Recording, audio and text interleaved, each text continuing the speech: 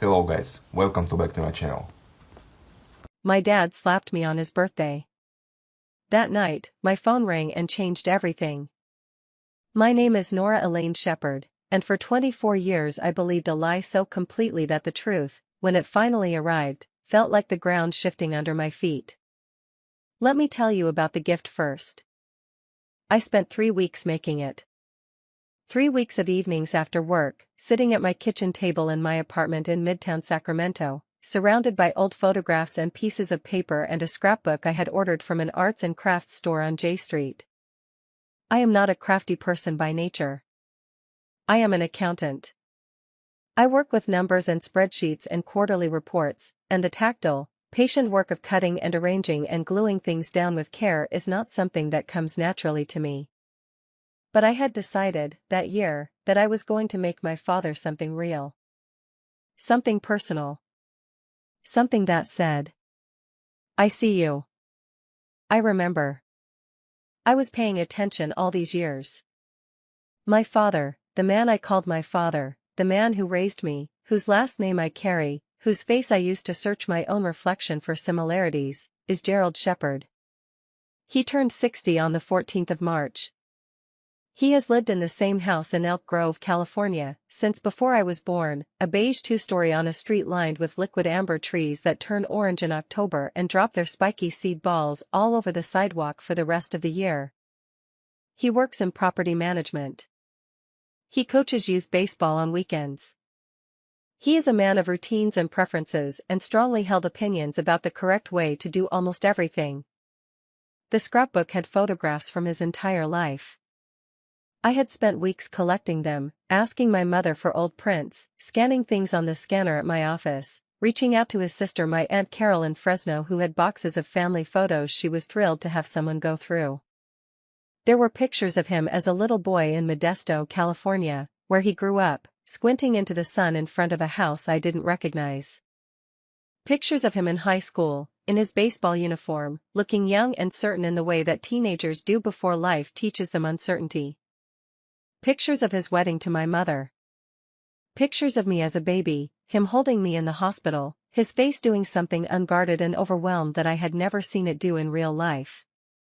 I wrote captions for every photo. Little notes in my own handwriting on cardstock that I cut into rectangles and attached with small gold corners. I found a quote he used to say when I was little, "A shepherd always shows up," and I had it printed on the inside cover in a font I spent an embarrassing amount of time choosing. I wrapped it in brown craft paper and tied it with a twine bow because I had seen that on a blog somewhere and thought it looked nice. I drove to Elk Grove on a Saturday afternoon in March, the 14th, his actual birthday. The drive from my apartment took about 25 minutes on Highway 99, past the flat sprawl of the Sacramento Valley in early spring, the orchards just starting to bloom, the sky that particular pale blue that happens in California in March before the heat arrives. My mother, Patricia Shepard, was already there when I arrived.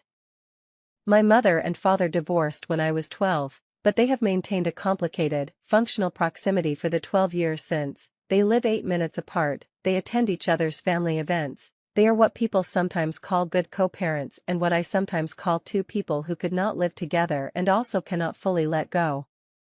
My Aunt Carol had driven up from Fresno. A few of my father's baseball coaching friends were there. It was a small gathering, maybe 12 people, in the living room of the house on the street with the liquid amber trees. I gave him the scrapbook after dinner. He unwrapped it at the kitchen table with everyone gathered loosely around. I watched his face as he pulled back the craft paper. I watched his hands open the cover. He looked at it for about 15 seconds. Then he closed it. And he looked at me. And his face was not doing any of the things I had imagined it doing during those 3 weeks at my kitchen table. It was not soft. It was not moved. It was doing something I recognized and had spent my entire life trying to prevent, which was the particular configuration of his features that meant he was disappointed and was about to tell me so. He said, "What is this?" I said, "It's a scrapbook. Of your life." "I made it, I can see what it is," he said. His voice was flat. "This is what you brought me." The room had gone one of those particular silences where everyone is present and no one wants to be. I said, I thought you'd like it. I spent a lot of time. He stood up. His chair scraped back on the kitchen tile. He picked up the scrapbook and he looked at it once more, and his face twisted into something ugly and he said, loud enough for every person in that room to hear, "What kind of worthless junk did you give me?" And then he slapped me. Not hard enough to knock me down. Not the kind of thing that leaves a mark you can photograph. The kind of thing that is over in a second and lands with a sound that is somehow louder than it should be and leaves a heat on your cheek that has less to do with pain than with the pure shock of it. The kind of thing that a room full of people witness and then immediately, collectively, begin the process of not having witnessed. I stood there for 1 second. Then I picked up my car keys from the counter where I had set them. And I walked out of the house. I sat in my car in the driveway for a moment. The liquid amber trees were budding along the street, little pale green buds against the March sky. A neighbor was walking a dog. The ordinary world proceeding in its ordinary way, completely indifferent to what had just happened in that kitchen. My cheek was still hot. I drove. I didn't have a destination. I got on 99 heading north and I drove past the Sacramento city limits and then I got off somewhere around Florin Road and pulled into a parking lot, a strip mall with a nail salon and a Vietnamese restaurant and a 99 cents only store, and I sat there and I cried. I cried the way you cry when it's not really about the immediate thing but about the accumulated weight of every similar moment that came before it. Because this was not the first time. Gerald Shepard had a temper that ran on a specific fuel, the fuel of his own expectations not being met, and I had spent 24 years learning the shape of that temper and trying to stay outside its radius. I had mostly succeeded. I had learned to be careful around him the way you learn to be careful around a stove that sometimes has a gas leak, not constantly afraid, but always aware, always slightly adjusted, always factoring in the risk. But I had thought the scrapbook was safe. I had thought that this, of all things, was something he could not find wanting. I had been wrong. I called my best friend Simone, who lives in the East Sacramento neighborhood in a little craftsman she rents with her boyfriend. Simone has known me since we were at Sacramento State together, since a statistics class we both hated, since we bonded over shared misery and never really stopped talking. I told her what happened. She said, Nora, in the tone that means she has more to say but is choosing her words. Then she said, come over. I said I needed some time alone first. She said, okay. Call me when you're ready. She is that kind of friend. I drove to the river. I do this sometimes when I need to think. I park near the Sacramento River in Discovery Park, where the American River meets the Sacramento, and I walk the trail along the water. It is not scenic in a dramatic way. It is flat and wide and the water is brown and slow and there are geese and the occasional heron and joggers and people walking dogs, and there is something about the ordinariness of it that I find steadying when everything else feels unsteady. I walked for about an hour as the late afternoon light went gold across the water. I thought about the scrapbook. About the 3 weeks I had spent on it. About the caption I had written under the photo of him holding me in the hospital, day 1. He showed up. About the quote on the inside cover. About the photograph from his Little League days, the one Aunt Carol had found at the bottom of a shoebox, his small face squinting into the Modesto sun. I thought about how you can love someone and the love can be real and the person can still be someone who does not know how to receive it. I drove home as it got dark. My apartment was quiet and smelled like the candle I had left burning. I blew it out when I came in, the small responsible habit that persists even when you are falling apart. I made tea. I sat on my couch. My phone had messages. My mother had called twice. Aunt Carol had texted. Nora, I am so sorry. What he did was not okay.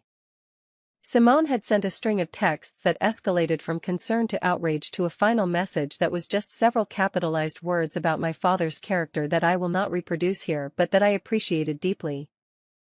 I did not respond to any of them. I sat with my tea and watched the streetlight outside my window and felt the particular emptiness of someone who has just had a door close on them that they had been trying to keep open for a very long time. At 10:30 p.m., my phone rang. The number was a 559 area code, which is the Central Valley, Fresno, Visalia, that area. I assumed it was Aunt Carol calling from a different number.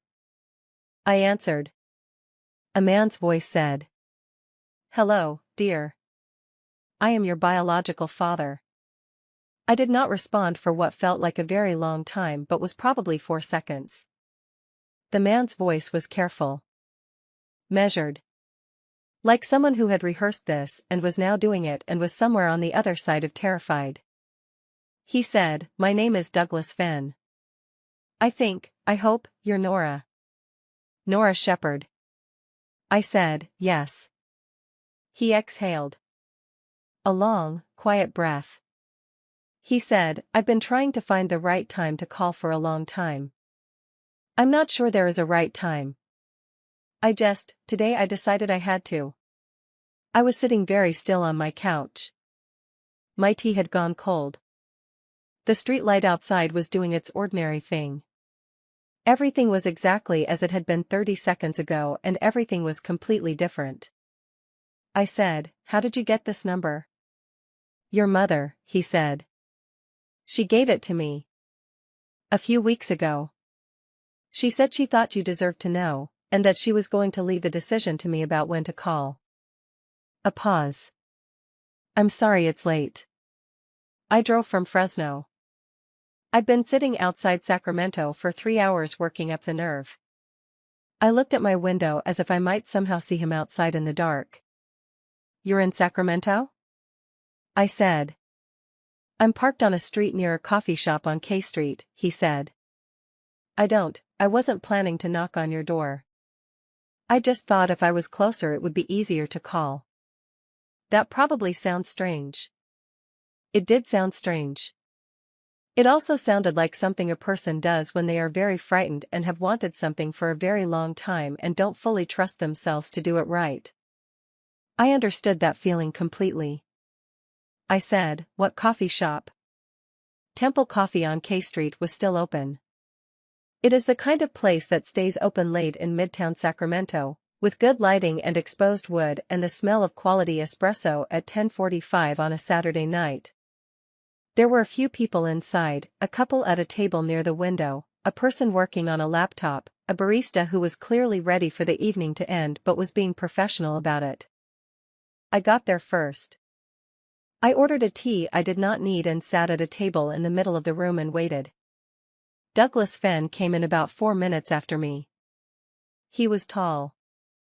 He was 54 years old, I would learn later, and he looked it in the way that men who have spent time outdoors look it, weathered but not worn down, with gray at his temples and lines around his eyes. He was wearing a dark jacket and he was carrying his car keys in his hand the way you do when you're nervous and need something to hold. He looked around the room and his eyes found me. He stopped. I watched something move across his face that I did not have a name for yet. He came to the table and stood there for a moment and said, "Nora." Not a question. Just my name, like he was confirming something to himself. I said, "Sit down." He sat. We looked at each other across the table in the warm light of Temple Coffee while the barista wiped down the counter and the couple near the window talked quietly and the laptop person typed. I said, "Tell me everything." He told me everything. He and my mother had met in 1995 in Fresno. They were both 24 years old. He was working construction. She was at Fresno State studying nursing. They dated for 8 months, seriously, he said, in the careful way of someone choosing words precisely. He had thought they were going somewhere. She had met Gerald Shepherd at a work event in the spring of 1996, and within a few months she had ended things with Douglas, and within 6 months she was engaged to Gerald. He did not know about me until I was 3 years old. My mother had called him out of nowhere, he said, after years of silence, and told him. She had said that she had thought about it for 3 years and that she believed he had a right to know the truth. She had told Gerald before she called Douglas. Gerald had known since before I was born. The three of them had made a decision together, or something that looked like a decision. Douglas would not be in my life. Gerald would raise me as his own. I would not be told. He had agreed to it. He has regretted it, he said, in some form every day since. I asked why. Why agree? He looked at his coffee cup. Then he looked at me. He said, because I was 28 years old and I was scared and I told myself it was better for you. That you would have stability and a father who was there and that me appearing in your life would only confuse things. I told myself a lot of things. He paused. I was wrong. I knew I was wrong by the time you were 5. But I had made an agreement and I didn't know how to undo it without causing more damage than I'd already caused. I said, did you think about me? He said, every year on March 14th. My birthday. I sat with that. He said he had gotten married at 32. He had 2 sons, both teenagers now, living in Fresno. He ran a landscaping company with 12 employees and a good reputation in the Fresno area. He had told his wife about me 2 years ago. She had been the one who encouraged him to reach out to my mother. She had been the one who told him that agreeing to stay away from your own child is not a contract you are obligated to honor forever. He slid a photograph across the table. It was recent, a family photo of some kind, outdoors, maybe a backyard. Him and a woman with warm eyes and 2 teenage boys who were clearly his sons, who had his height and the set of his jaw. I looked at it for a long time. I have brothers. I said the words in my head first, testing them. I have brothers. We talked for 2 hours. The barista eventually, very gently, mentioned they were closing, and we moved to his car in the parking structure on K Street and talked for another hour in the dark with the engine running for heat. He was careful with me. Not performatively careful, not the careful of someone managing a situation, but the careful of someone who understood that he was asking to be led into a life that had been going on without him and that he had no inherent right to, and that he was very aware of this. He did not ask for forgiveness. I noticed that. He explained. He answered every question I asked directly and without deflection, and when he didn't have a good answer he said so. He did not try to make himself the sympathetic figure in the story he was telling. At one point I asked him what he knew about Gerald. Whether my mother had told him things over the years. He was quiet for a moment. Then he said, she told me enough. I said, enough to know what? He said, enough to know that it wasn't the stable, happy situation they had imagined it would be. And enough for me to feel responsible for that in a way that I'm not sure I'll ever fully resolve. I thought about the kitchen in Elk Grove. The scraped chair. The sound. I said, today was his birthday. Douglas looked at me. I know, he said. Your mother told me when she gave me your number. She said she thought, he stopped. She thought today might be a day when a phone call like this would land differently than it would on an ordinary day. I looked at him. My mother, Patricia Shepard, who had kept this secret for 24 years, who had given this man my phone number a few weeks ago and told him the timing. My mother who had called me twice this evening and whom I had not called back. I thought. She knew what was going to happen at that birthday dinner. Or she suspected. She has known Gerald Shepard for 30 years and she knew what his temper looked like and she knew what my gift was going to be because I had told her about the scrapbook weeks ago with excitement, asking her for photos. She had given me the photos and said it sounded wonderful and said nothing else. And she had given Douglas Fenn my phone number. I am not saying I understand all of her reasoning. I am not saying it was the right way to do things or that it absolves her of the years of silence or the complicated ethics of what she and Gerald and Douglas decided when I was 3 years old. I am saying that my mother, in her imperfect and indirect way, had done something that was trying to be kind. And that on the night of March 14th, sitting in a car in a parking structure on K Street in Sacramento, I was not ready to be angry about it. I was just tired. And something else that I didn't have a word for yet. Something that was the opposite of the emptiness I had felt sitting on my couch 4 hours earlier. Something like possibility. I called my mother from my apartment at 1 a.m. She answered immediately. She had been awake. I said, "You knew he was going to call tonight." She said, "I hoped he would." I said, "Why didn't you tell me about any of it? Not just tonight, why not years ago?" She was quiet for a long time.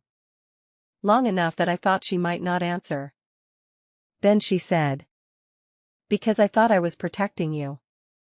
And then enough time passed that telling you felt more dangerous than not telling you. And then more time passed. And I watched you with Gerald, all those years, trying so hard, and I thought, her voice broke slightly. Controlled itself. I thought about what I had taken from you. What we had taken from you. And I didn't know how to say that without destroying everything. I said, "You should have told me." "I know," she said. "I needed to know." "I know, Nora." We were quiet together on the phone in the middle of the night. Then I said, "He seems like a good person." My mother said, softly, "He is. He always was." Spring in Sacramento arrives in a slow negotiation between cold mornings and warm afternoons, the valley reluctant to commit, the almond orchards blooming wide along the highways and then getting rained on and blooming again. I drove to Fresno on a Saturday in April, on Highway 99, south through the flat center of California, the fields green on either side, the mountains barely visible to the east through the haze. Douglas had given me his address.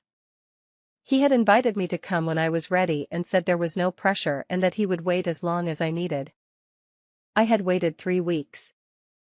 3 weeks of processing and talking to Simone and talking to my therapist, a woman named Dr. Reyes, who has an office in the Midtown Sacramento area and who helped me work through the layered complexity of what I was feeling without telling me how to feel it. The house in Fresno was in a neighborhood called Tower District, which is older and has big trees and bungalow-style houses and a main street with coffee shops and record stores and a theater that shows independent films.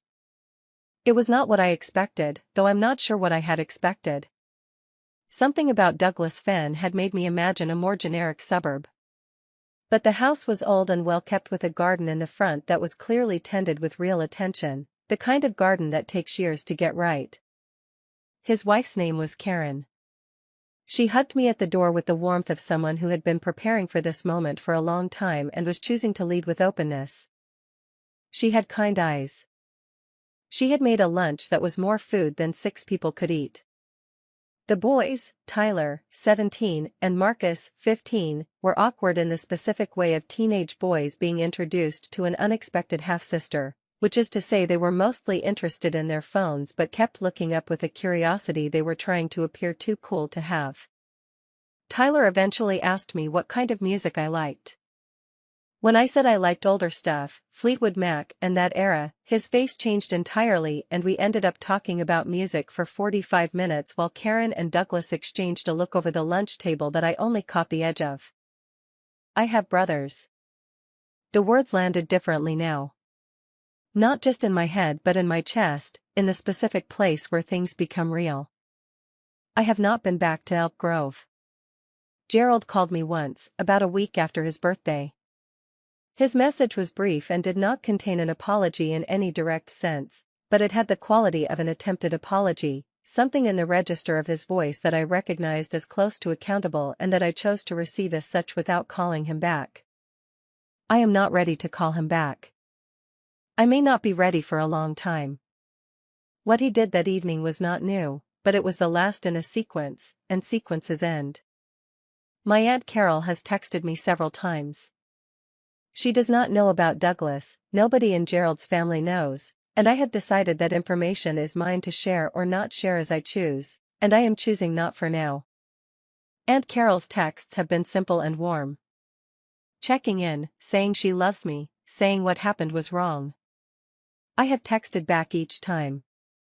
She is not responsible for her brother's choices and I am not going to make her pay for them. My mother and I have had several long conversations since that night. They have been difficult in the necessary way, the way of things that needed to be said finally being said. She has not made excuses. She has explained, which is different. I am working on the difference between explaining and excusing, in my own heart, and it is not simple and it is not fast, but it is moving. Simone came with me on my second visit to Fresno. She sat in Karen's kitchen and ate Karen's food and watched me with my half-brothers with an expression I know well on her face, the expression that means she is taking a mental photograph. On the drive back up 99 in the early evening she said, "Nora, you seem different." I said, "Different how?" She thought about it. "Less like you're bracing for something," she said. I thought about that the rest of the way home, the valley going dark around us and the headlights of the cars on the highway like a river flowing north, Sacramento growing on the horizon ahead of us. Less like I'm bracing. I have spent 24 years in a specific posture, I realize. The posture of someone waiting for the impact. Someone whose body has learned to pre-absorb a hit that might or might not come, who holds herself slightly contracted against an anticipated pain. I did not know I was doing it. That is what living inside something does to you. It becomes invisible, it becomes just the way you are, it becomes what you think your personality is when really it is an adaptation. I am 24 years old and I am learning to stand straight. The scrapbook is in my apartment. Gerald did not keep it, or if he did not tell me, and I found it on the front seat of my car the morning after his birthday with no note. My mother must have taken it from the house and put it there. I don't know exactly when. I keep finding moments in that evening that I am still processing, still turning over, still trying to understand the full shape of. I put it on my bookshelf. I look at it sometimes. The photographs are still beautiful. My captions are still there in my handwriting. The quote on the inside cover, "A shepherd always shows up," is still printed in the font I spent too long choosing. I have been thinking about names lately. About what it means to carry one. My last name is Shepherd, which is Gerald's name, which is not my biological father's name and not, if we are being precise about it, a name that has any genetic claim on me at all. I have not decided what to do about that. It is a large decision with implications I am not ready to fully calculate. I am an accountant. I understand that some ledgers take time to balance. What I know is this. Douglas Fenn calls me every Sunday evening. We talk for about an hour. We are learning each other the way adults learn each other, carefully, with questions, without the shorthand of a shared childhood. It is strange and it is slow and it is one of the most important things happening in my life. Tyler texted me last week a link to a Fleetwood Mac live concert from 1977 with the message, "Thought you'd like this." I watched the whole thing. I sent him back a YouTube link to a song I thought he'd like. He responded with 3 fire emojis, which I understand to be a positive response. I have brothers. The words still land the same way every time. With weight. With something warm in the center of the weight. It is May now. Sacramento in May is as close to perfect as it gets here, warm enough for open windows, cool enough in the evenings to want a light jacket, the trees in full leaf, the roses doing their complicated Sacramento thing in every front yard. I walk to the coffee shop on J Street in the mornings and I sit outside when the weather allows and I drink my coffee and watch the neighborhood wake up. Sometimes I think about the version of my life where that phone call never came.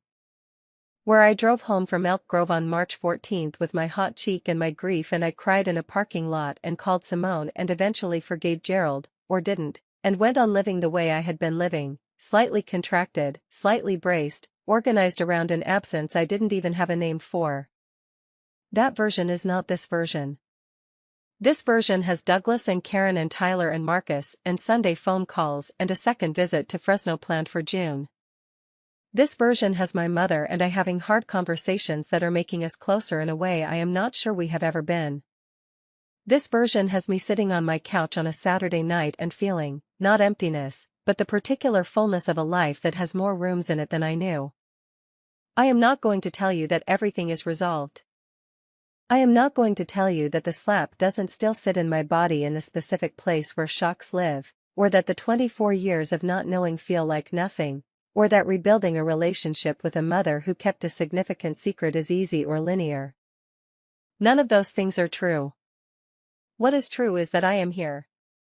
That I drove home from that coffee shop on K Street at 1 in the morning on March 14th and walked into my apartment and looked around at my life and felt, for the first time in a long time, that it was not finished but was in fact just beginning. Some doors close. Some of them should close. And some things that look like endings are in fact the night before something else, the long dark before a phone rings and a voice says hello, dear, and everything, quietly, begins to change. The scrapbook on my shelf has a new photograph tucked inside the front cover. I put it there last week. It is from the second visit to Fresno, Douglas and Karen and Tyler and Marcus and me in the backyard of the Tower District house, standing in front of the garden that took years to get right, squinting a little into the California sun. I look at it sometimes when I walk past the shelf. I look at the faces. I look for the resemblances I spent 24 years looking for in the wrong mirror. And I find them. There they are. There I am.